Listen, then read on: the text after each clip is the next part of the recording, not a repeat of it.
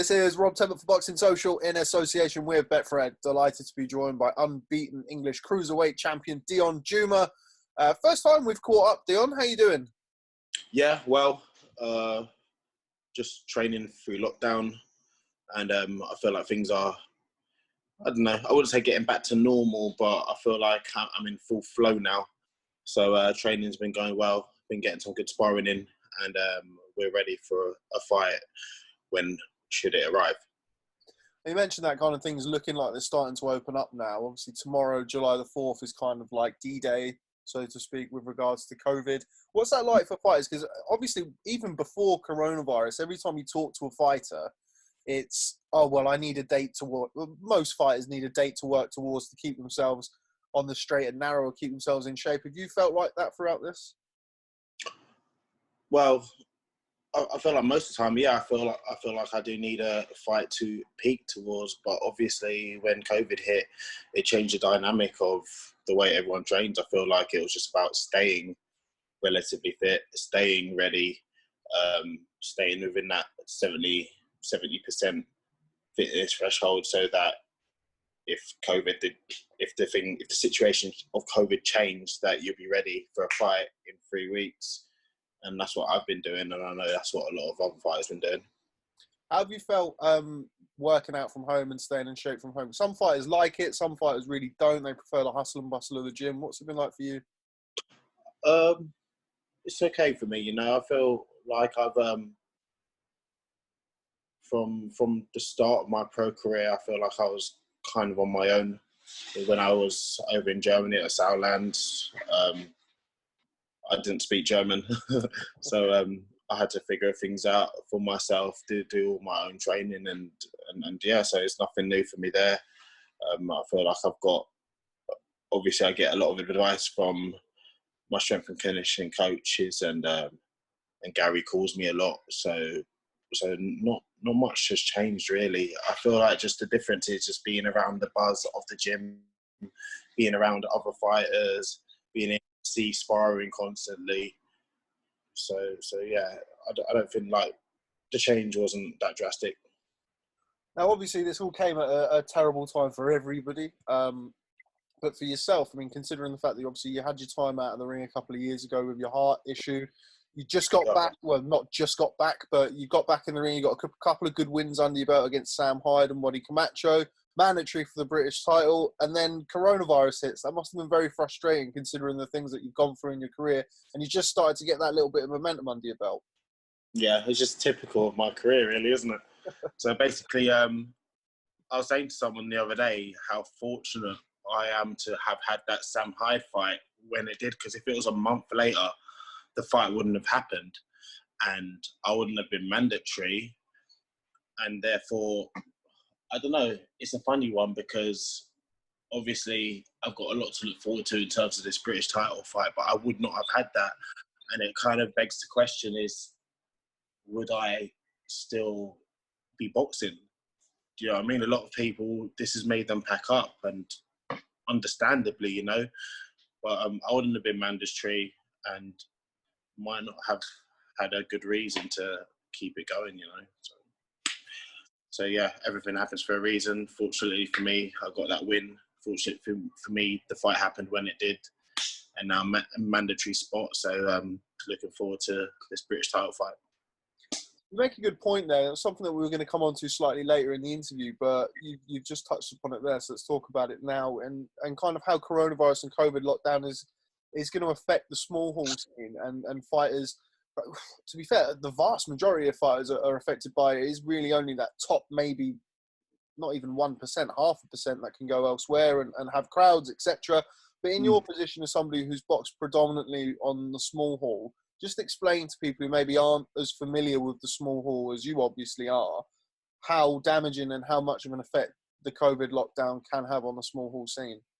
Of course. So I think small hall show. So a lot of boxers on the small hall show, on the small hall scene, you're not looking to make money. You're looking to climb the ladder. So any money you do make just goes straight back into your boxing. So the way you make this money is through popularity, getting your mates to buy tickets, getting friends of friends to buy tickets. And yeah, there's not much money in it, but you're just sacrificing for the end goal, which might be British title, world title if you're that good. But it's just the beginning stages. So yeah, if we're gonna go onto behind closed door shows, then how a small hall boxer's gonna make money if there's gonna be no crowd there? That's how they make their money. So it's a tough one. I don't know what they're gonna do, to be honest. As I said, I'm fortunate enough to get myself in this position now where I will be all right. I've got a British title fight next. I will win that, and I will go on to better things. But as I said, if lockdown happened a little bit earlier, I would have been fucked. You mentioned the Sam Hyde fight beforehand. Now, for people who haven't watched the Sam Hyde fight, obviously it wasn't televised live at the time, but it is available on the M22 Promotions YouTube channel. Do insist everybody goes to watch that fight. I wasn't there live, but we did have somebody there, and sort of I was waiting for it to come up on YouTube because everyone talked about what a great fight it was. What are your recollections of that fight? Obviously, it feels, as you correctly said, it feels like almost another lifetime ago now since everything. Yeah, ages ago. Ages ago. I just remember having a fucking tough camp. Loads of things went right in camp, but loads of things went wrong. And everything, I feel like everything was against us. We lost to Persevered. We had to go up to Manchester, which I'm okay with it, but we didn't really want to do that. Going up to Manchester, we didn't get any tickets. We didn't receive any tickets from Joe Gallagher Promotions. So I was a bit stressed because I told a lot of people I'm going to get them tickets and didn't have the tickets to give them, so had to give a lot of money back to people and all sorts. And then, yeah, going up there was good. Weigh-in went well and made the weight relatively easy, but the fight itself was just, it was a war, you know, and I knew it was going to be. I looked him in his face. I knew he was up for it. And, yeah, the fight was hard, but I feel like my fitness and the hard camp carried me through that fight for sure. There were some times I remember in, I think it was about round 6, because I think he was pushing the pace from the first round, and I was just staying like kind of underneath him pace-wise. And I just thought, as soon as he drops the pace, I'm going to take it up slightly and just see if he can stay with it. And I think he tired for about round 9, round 10. And then I got all the confidence from that and just started piling it on. It was a good fight. It was a great fight. And as I say, if people haven't seen that, I do insist that you go and watch it on YouTube. But you mentioned kind of the fact that you had to go, and this is, again, something that people don't, not everybody, but some boxing fans don't always consider, the fact that, yes, you had to go on an away show, you had no tickets, obviously not the ideal situation for you. What's it like walking into that bear pit atmosphere? Obviously, with something like that on the small hall, it is all on top of each other. They've got everybody cheering for Sam Hyde. I remember seeing on the night Callum Smith, all of the Smith brothers ringside cheering for Sam Hyde, their stablemate. What's that like for you, kind of going in there as the lone wolf, so to speak, on an away show? Do you know what? It's not ideal, but I kind of like it. You get this nothing to lose mentality and kind of love being the underdog. But I know I wasn't the underdog, but I feel like when everything's against you like that and everyone's just trying, whatever it might be in terms of crowd or in terms of promoters doing dodgy things, everything's up against you, and I just feel like it just motivates you even more, you know. Luckily for me, I did have a lot of people that came up there and cheered me on. I feel like I had just as much as Sam did, so it didn't turn out the way they expected, and it didn't turn out the way I expected, and I felt like I was at home up there. So brilliant night, loved it. You mentioned kind of going up there, and it happens at every level of boxing, but kind of the away fighters aren't treated the same way as the home fighters. Everybody kind of understands that in different, different levels and different stages of their career. One person that you've got with you is obviously very well known for you know, certainly if I was going through something like that, I'd want him by my side. Is Steve Goodwin, obviously your manager. Talk to me about the influence of Steve Goodwin on your career, and when you're in positions like that, and when you're going through things like purse bids, having somebody like Steve there to give you advice and guide your career. It all comes down to experience, doesn't it? I think he's had experiences of, like, he's had certain fighters, and certain fighters who are pretty talented and might have lost and been with big promoters, and then nobody wants them, and he's actually built them back up to the level they need to be.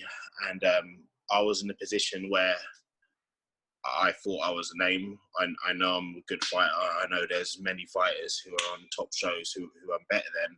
So I thought that some of the top promoters would want me, and it'll be easy to get some money, but it didn't turn out like that. So when I came back from a 2-year layoff, I was kind of in the wilderness. So Steve put together a plan that would get me back up to British level, and everything he said has worked. So I'm grateful to Steve. You know, we make a good team. You mentioned the layoff, and obviously I mentioned it earlier on in the interview. People are not aware of just why you had to have the layoff. Explain to people what happened. It was mainly health and disillusionment from just sick of boxing, to be honest. But I'll go through the health stuff. I had a condition of the heart called pericarditis, which is... One second. Yeah, I had a condition of the heart called pericarditis, kept me out of the ring for a little while. And so after I had that, it was kind of hard to get my license again, because what happened is I had a big cardiac episode, and ended up in hospital for a little while. So yeah, it took a while to get back, and then had to explain to the board that I'm well, had to prove to the board that I'm well, and we went at it again. What's that like, having obviously something that's such a serious condition? And I mean, I've spoken to various fighters about various injuries, or, you know, somebody fails a brain scan, and a lot of what people tell me, or a lot of what fighters come back to me, is that fear of just not being able to continue your career. What was that like, having that looming over your head?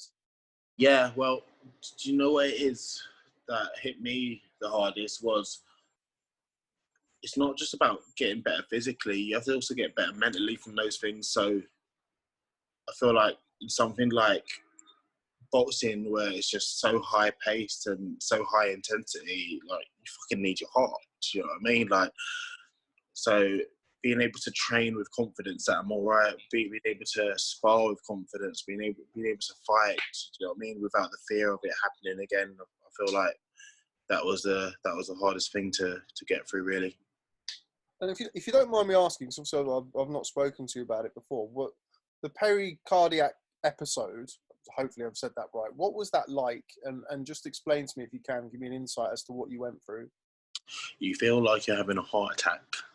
So your arms hurt, your chest hurts, you can't move. And I can only describe the pain as like this throbbing in your chest, but it's like 10 out of 10 pain. And I actually fainted from it once. So yeah, it's hard work. It's hard work getting through that. On the flip side, I mean, you made a good point about kind of the mental aspect of that, and how that can affect your mindset going into it. I would assume, and obviously correct me if I'm wrong, because I haven't gone through anything like that, but being able to overcome that, and say getting through your first camp with that, the psychological effect of that and the mental effect of actually overcoming that must be very, very powerful. Yeah, I feel like that whole experience from not really believing that I could fight again, not just because it wasn't even about fighting, it was just about feeling all right to me, like on a day-to-day basis, you know what I mean? And coming off the medication and going for runs every morning, just little things. So I have got a newfound confidence from it all. I was always a confident fighter anyway, but it was meant to be for whatever reason, and now I'm here and I can't be stopped, you know. So we've spoken about what's happened in the past. Now, what's happening in the future? I was down at Fight Camp the other day and listened to Eddie Hearn speaking to Tony Bellew. Obviously, I did an interview of Eddie as well, where Eddie listed off what a fantastic time it was to be a cruiserweight. And obviously, he mentioned British champion Richard Riakporhe, mentioned Tommy McCarthy, Chris BILLAM-SMITH, who's got the Commonwealth title. I think he mentioned Mikael Lawal, Sam Hyde. Didn't mention your name, though, which surprised me. A mandatory for the British title. What's that like? Eddie's been doing that for a long time, you know. But, I don't know what his problem is with me. The only issue I've ever had with Eddie is I saw him one time and I went up to him and said that he's protecting Okolie and that you should let me fight him next. He said he'll think about it and then left the conversation there. Ever since then, I feel like he just had it in for me or just not wanted to include me in the shows. And I don't know what his issue is, but now I'm mandatory and he can't stop me either. So I don't mind.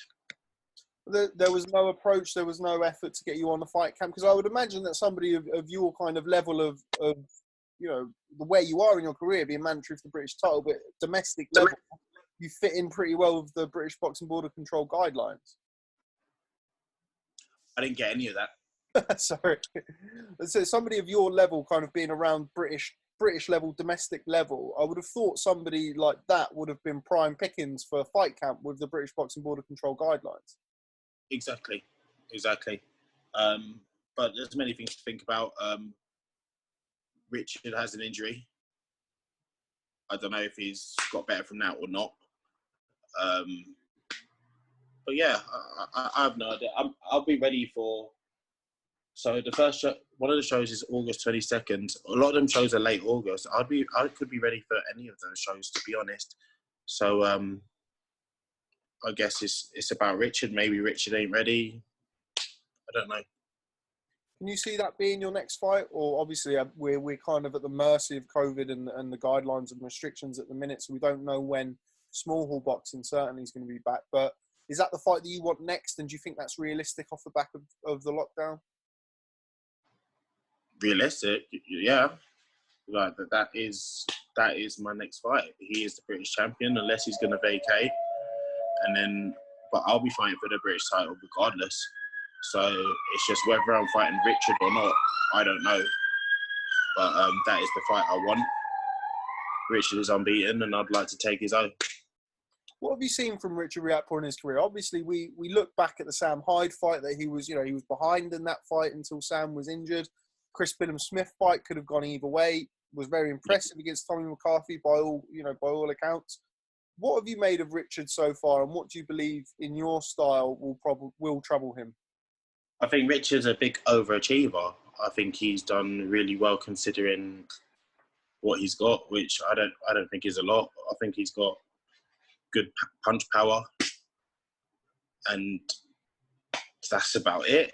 Like, I feel like he's just got flaws everywhere. Technically, he seems like a very emotional fighter. He gets really angry in there, and I honestly reckon I'd beat him by shutout victory, or I'd stop him late.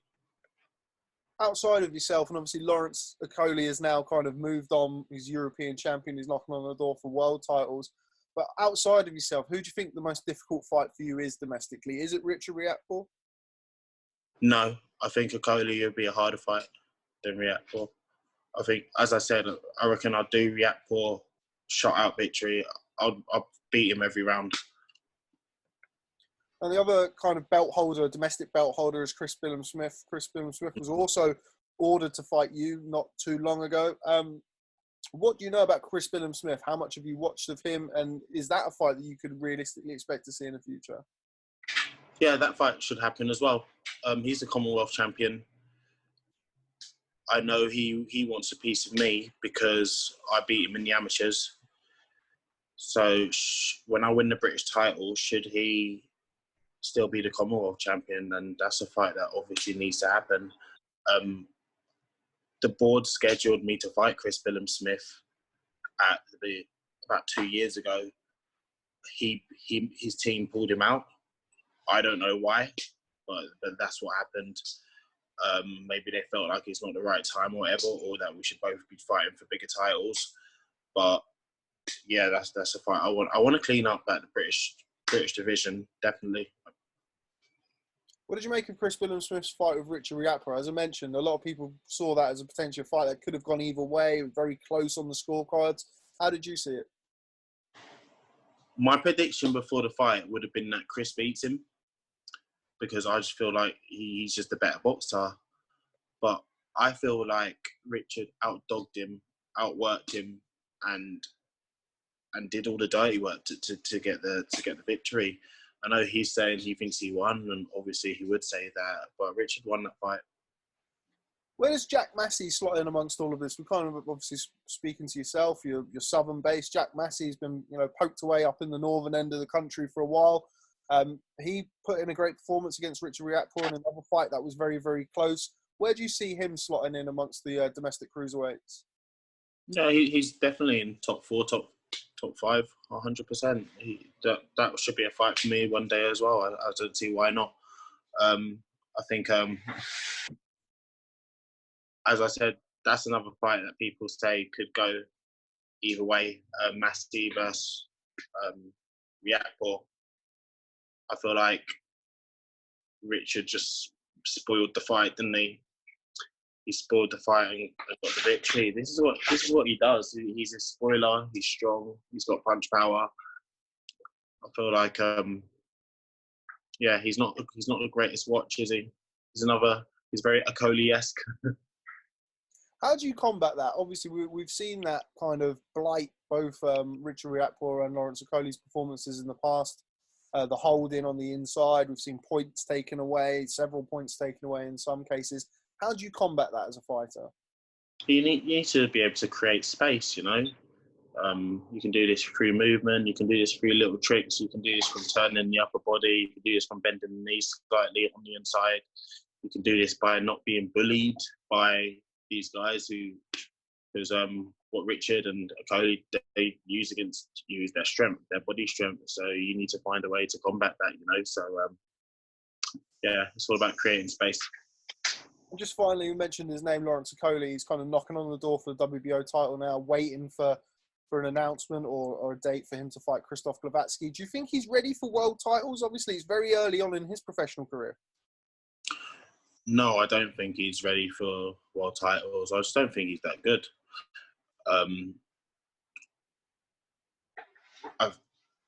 Glowacki can box. Glowacki can fight.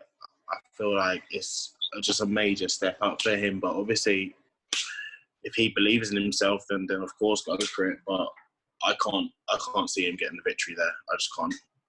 But who knows? Might be wrong. He might spoil his way to a victory there as well. Okay, well, Deion Jumah, real pleasure catching up with you. First time, hope it's not the last. I hope we can make it a regular thing.